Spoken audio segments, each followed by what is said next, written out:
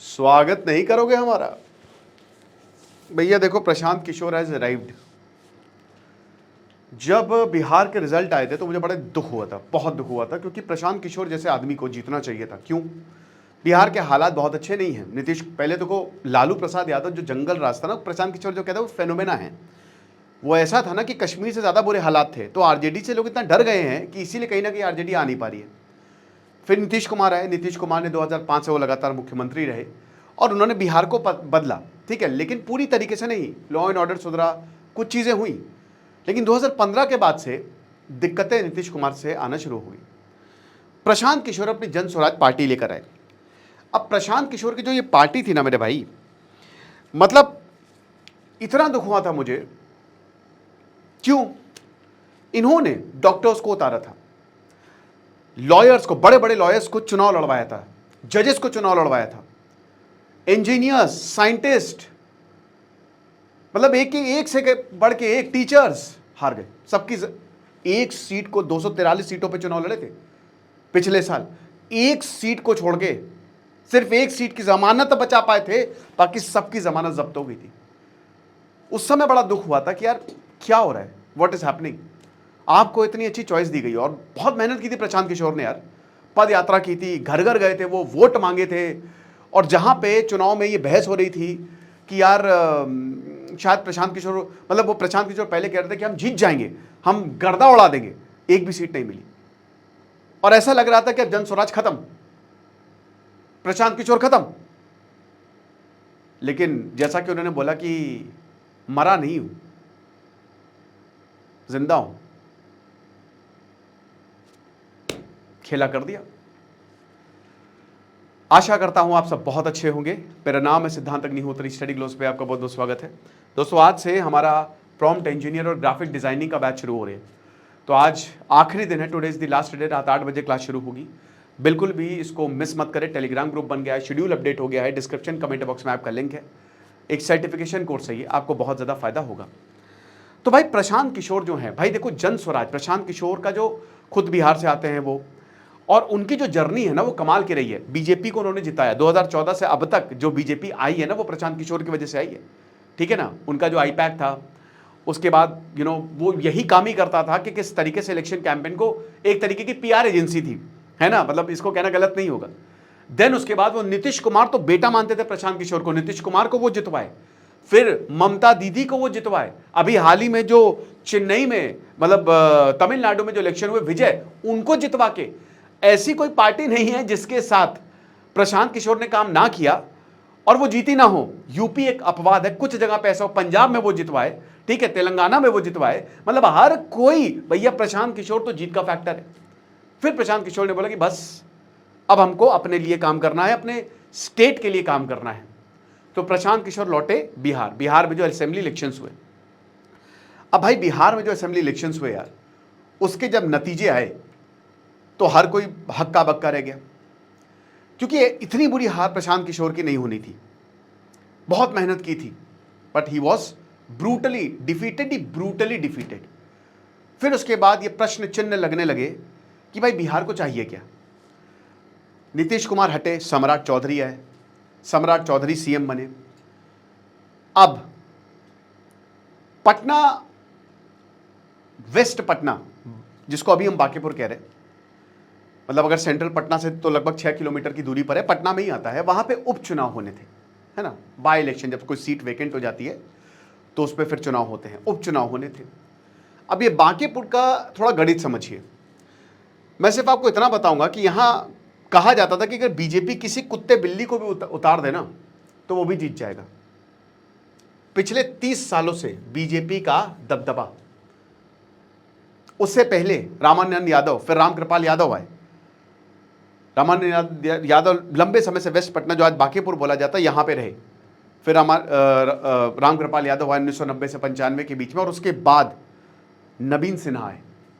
नवीन सिन्हा कौन है? नवीन सिन्हा नितिन नवीन के पिताजी हैं, बीजेपी के मेंबर, मंत्री भी रहे।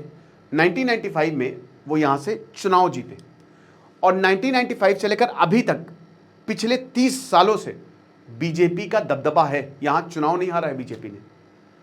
नवीन सिन्हा के बेटे हैं नितिन नवीन, जो इस समय राष्ट्रीय अध्यक्ष हैं बीजेपी के। समझ रहे हैं? राष्ट्रीय अध्यक्ष, पूरी पार्टी चला रहे हैं।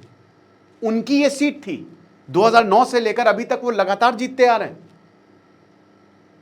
64,000 वोट मिले प्रशांत किशोर को। प्रशांत किशोर ने, पहली वजह सबसे बड़ी बात कि प्रशांत किशोर खुद इलेक्शन में नहीं उतरे थे। जब इलेक्शन हुए तो सीएम कौन बनेगा, प्रशांत किशोर से दूर रहे, वो उनकी हार की बहुत बड़ी वजह बनी। प्रशांत किशोर ने बोला इस बार ऐसा नहीं होगा, वो इलेक्शन लड़े और लोगों ने उनको भर भर के वोट दिया। बट क्या यही एक मुद्दा था? देखिए, प्रशांत किशोर समझ गए थे कि राजनीति खेलनी कैसे है। सबसे पहले आपको जीतना है, उसके बाद सारे विकास कार्य करिए। और जीतने के लिए साम दाम दंड भेद, बीजेपी की राजनीति से ही बीजेपी को हरा दिया। कैसे? सबसे पहले यहां देखिए, वोट बैंक कैसा है। अपर कास्ट 35% है, 35 ये अपर कास्ट की सीट मानी जाती है यहां। और जिस तरीके से भरत तिवारी का एनकाउंटर, उसको लेकर बहुत गुस्सा था। प्रशांत किशोर उनके घर गए थे, सम्राट चौधरी ने एक्शन लिया, लेकिन बहुत देर हो गई। बट तब तक प्रशांत किशोर ने वो इस राजनीति में बाजी मार गए और वहां पे गए। उन्होंने बताया, उन्होंने सीधा टारगेट किया कि ये सरकार है। भरत तिवारी अपर कास्ट, गुस्सा था, यूजीसी गाइडलाइंस को लेकर गुस्सा था। और ये गुस्सा दोस्तों याद रखिएगा कि 2029 में भी इलेक्शंस में लेने के देने पड़ सकते हैं बीजेपी को।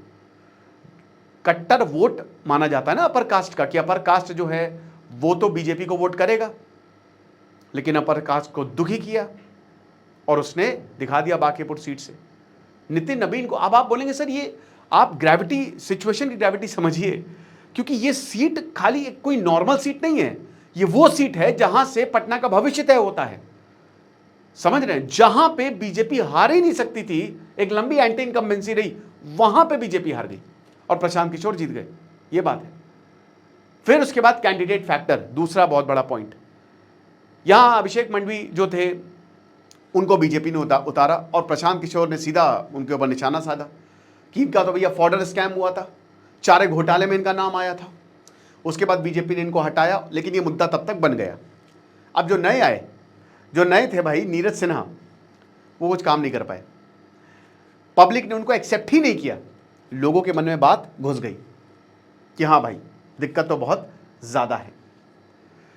हाइपर लोकलाइज्ड कैंपेन करी है ना, बहुत बड़ी कैंपेन नहीं कि पैसा फेंक रहे हैं, मतलब पैसा फेंक रहे हैं और दारू पिला रहे हैं और ये कुछ नहीं।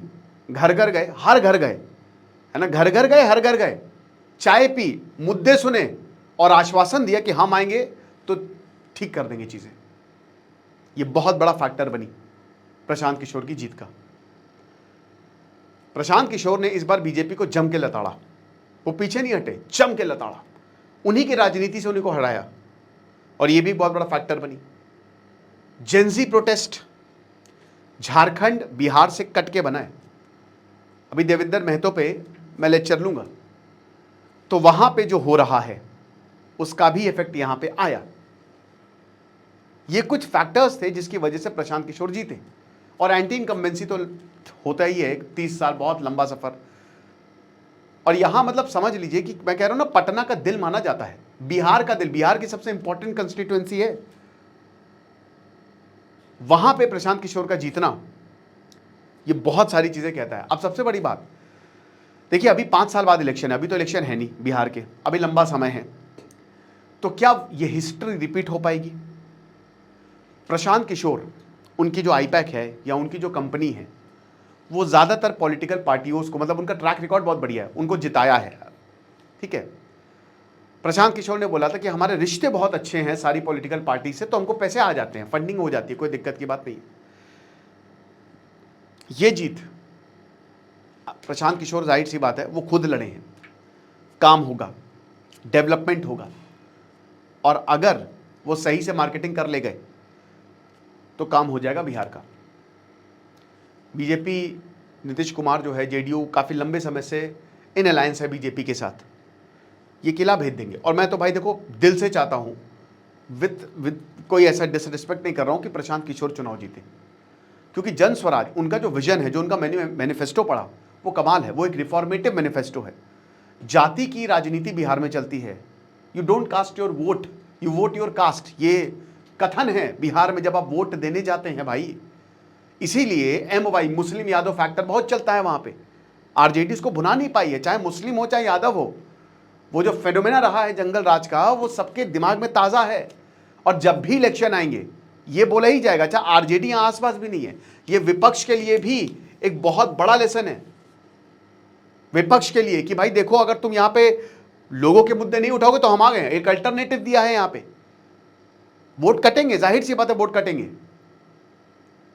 अब देखिए सम्राट चौधरी अभी नए नए सीएम बने, इसी साल सीएम नीतीश कुमार ने इस्तीफा दिया, इसी साल सीएम बने। उनको लेकर भी काफी बात विवाद हुआ है ना, कि गुटखा खा रहे हैं या उनकी एजुकेशन को लेकर क्या उनका ट्रैक रिकॉर्ड रहा है। प्रशांत किशोर ने तो ऑन रिकॉर्ड बोला था कि भैया इनका track record criminal case, murderer, ऐसा बोला था उन्होंने। लेकिन इन सारी चीज़ों को दरकिनार करते हुए सम्राट चौधरी को सीएम बनाया बीजेपी ने। और सम्राट चौधरी पहली बार इलेक्शन हुए, आप रिपोर्ट कार्ड देखिए, नितिन नवीन अभी राष्ट्रीय अध्यक्ष बने, अभी बने, तो इट्स सम्राट चौधरी वर्सेस नितिन नवीन की कहाँ गलती होगी। बिहार के सम्राट चौधरी और यहीं के नितिन नवीन, यहां की सीट पे लड़ने वाले नितिन नवीन, दिक्कतें बहुत ज्यादा हैं। तो जो होगा देखेंगे। बाकी बेहतरीन कोर्स है, आप इसको अवेल करें। Thank you so much.